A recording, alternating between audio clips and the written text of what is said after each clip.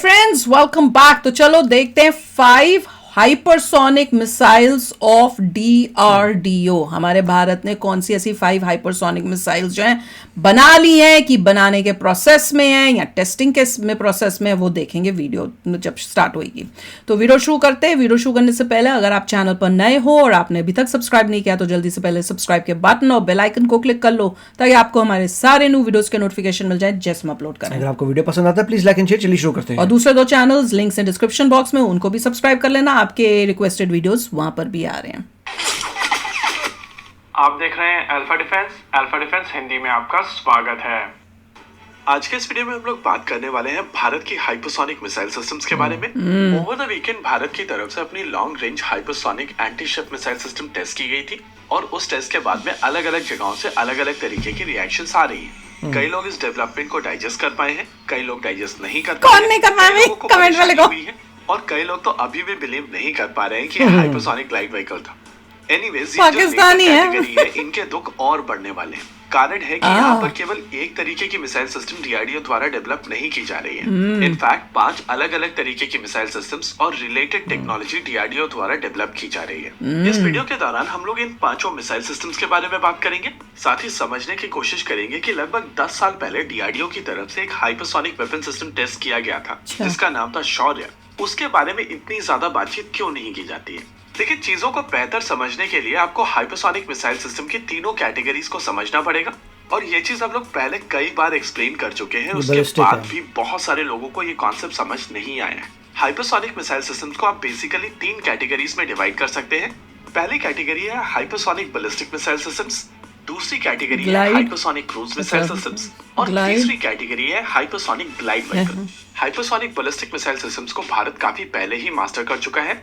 वहीं अगर hypersonic cruise missile systems की बात की जाए तो HSTDV के साथ में भारत एक डेमोन्स्ट्रेटर ऑलरेडी प्रूव कर चुका है और इस डेमोन्स्ट्रेटर के बेसिस पर एक नई मिसाइल सिस्टम बनाई जा रही है जिसका नाम है long duration hypersonic cruise missile system. ये प्रैक्टिकली प्रोजेक्ट विष्णु के तहत बनाई जा रही है और इसको लेकर भी टेस्टिंग अगले साल शुरू हो जाएगी। यहाँ पर यह समझना जरूरी है कि जिस मिसाइल सिस्टम की यहाँ पर बातचीत हो रही है ये स्क्रैमजेट इंजन से पार की जाती है, यानी कि ये काफी कम एल्टीट्यूड पर उड़ते हुए हाइपरसोनिक स्पीड अचीव कर पाएगी। लेकिन यहाँ पर यह समझना जरूरी है कि इस तरीके की मिसाइल सिस्टम्स कॉस्टली होंगी और इसी वजह से इनको बहुत ज्यादा नंबर में यूज नहीं किया जा सकेगा। कहीं न कहीं यही कारण है कि एक तीसरी कैटेगरी की मिसाइल सिस्टम्स को डेवलप किया जा रहा है और इन मिसाइल सिस्टम्स को बूस्ट ग्लाइड व्हीकल्स कहा जाता है।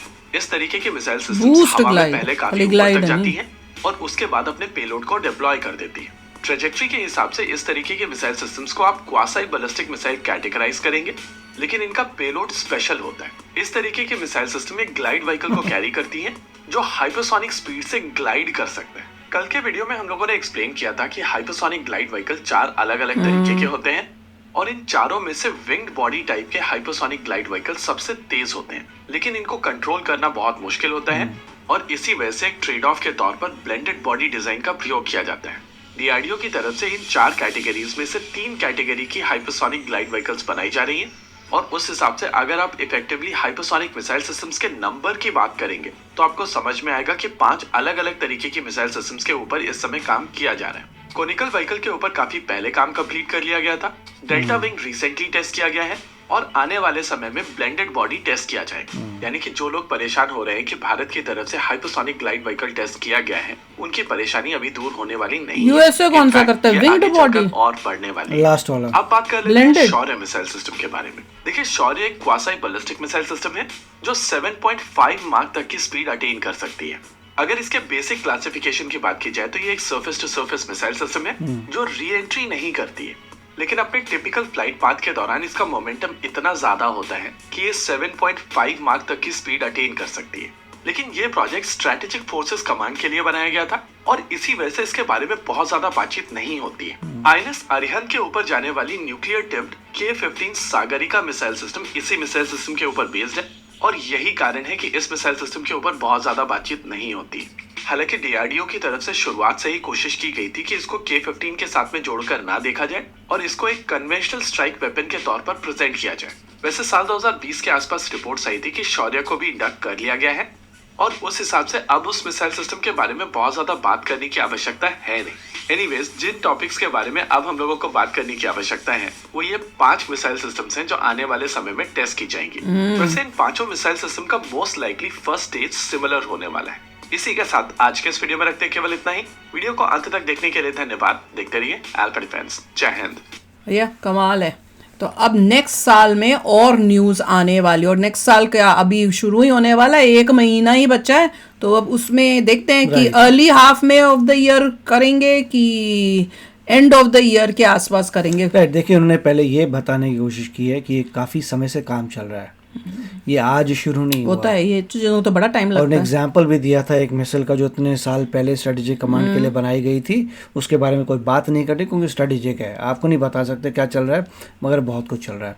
उसके ग्लाइड व्हीकल भी दिखाए थे क्या क्या डिफिकल्ट है, तो काफ़ी कुछ चल रहा था, हम लोगों को पता नहीं होता। हम लोग शोर मचाते, ओ माय गॉड, लोग ब्रह्मोस ये नहीं पता ब्रह्मोस एक है सुपरसोनिक, उसका बाप हाइपरसोनिक पे ऑलरेडी 10 साल 15 साल से काम चल रहा है और वो अब आ गया है।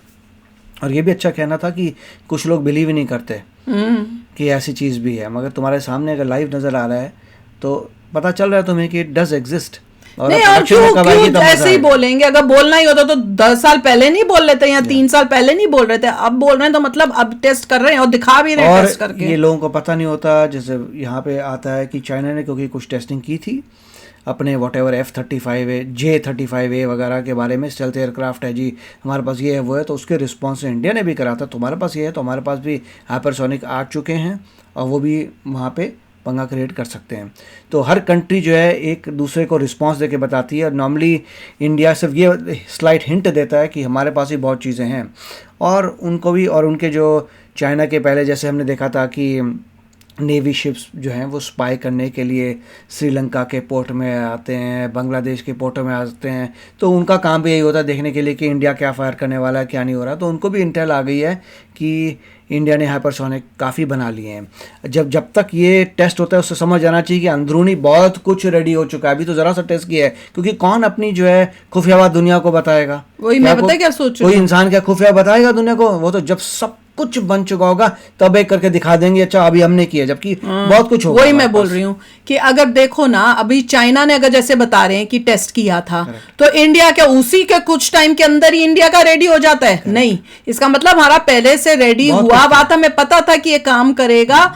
हमने सिर्फ चाइना को जवाब देने के लिए चलो ये लो, और पता नहीं हमारे पास क्या क्या रेडी पड़ा हुआ होगा। मैं तो ये अब सोच रही हूँ, क्योंकि ऐसा नहीं हो सकता चांसेस कि भाई अभी चाइना ने किया और इंडिया का उसी टाइम के पीरियड में बन जाए और इंडिया वो करे, वो हर बारी ऐसे होए। उसका मतलब है कि पहले से ही अगर अब फिर से ऐसा कुछ हो तो कंफर्म हो जाता है कि इंडिया के पास बहुत कुछ अगर अभी चाइना कुछ और करता है फिर इंडिया अपना एक दिखा देगा वेपन, ये देखो। हाँ, यही तो मैं बोल रही हूँ।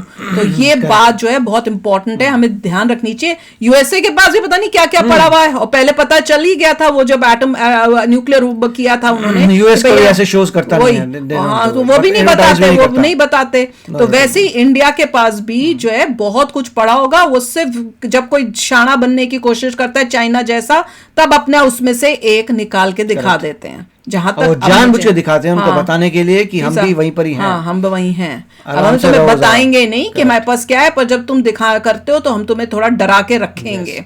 तो चलो यार, आप भी शेयर करना अपने थॉट्स। चलते हैं, मिलेंगे नेक्स्ट वीडियो में बहुत ही जल्द। Till then take care and bye bye. तो अगर आप मेरे इस चैनल पे नए हो तो जल्दी से सब्सक्राइब के बटन को हिट करो और बेल आइकन को क्लिक करो, ताकि आपको मेरा जब नया वीडियो मैं लगाऊं आपको उसके बारे में जल्दी से पता चल जाए।